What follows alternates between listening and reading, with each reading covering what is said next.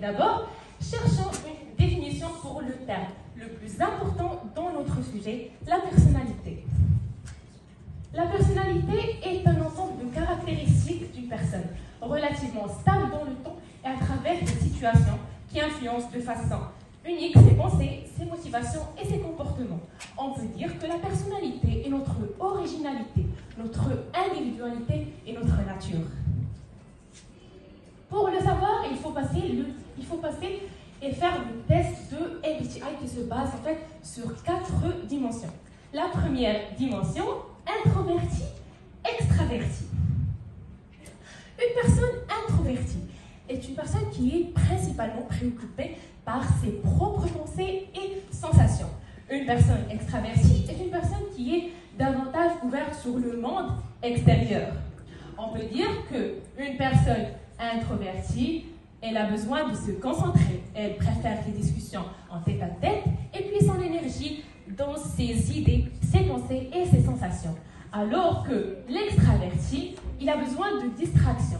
Il préfère des discussions en groupe et il puise son énergie dans des activités et à la compagnie des autres.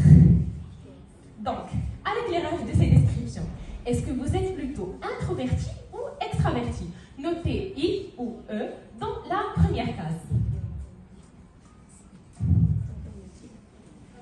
Passons à la deuxième dimension, sensation-intuition. Commençons par sensation-intuition. Cette dimension reflète en fait les lunettes à travers lesquelles vous voyez le monde. Pour le savoir, voyons cette image. Donc, en observant cette image, il y a 2 genres de réponses qui se posent. Une réponse descriptive.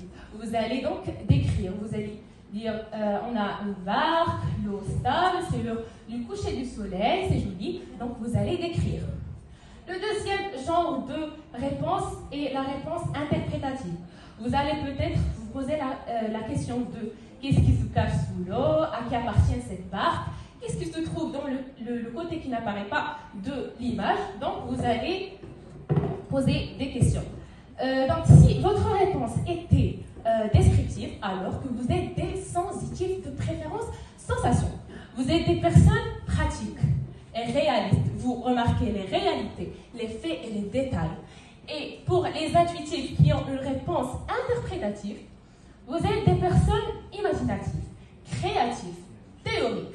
Vous visez les relations qui existent entre les choses et votre question est toujours pourquoi, pourquoi, pourquoi.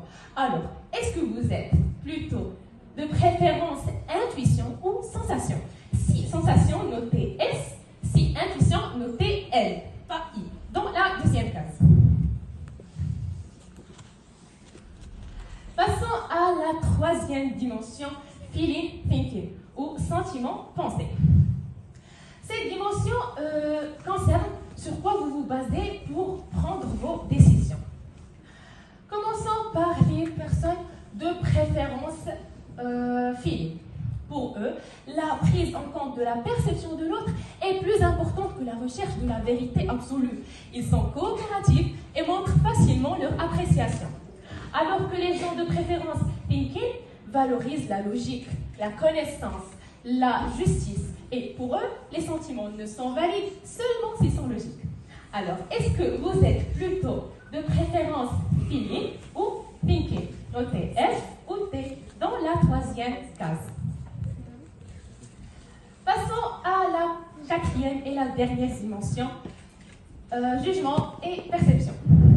Commençons par perception.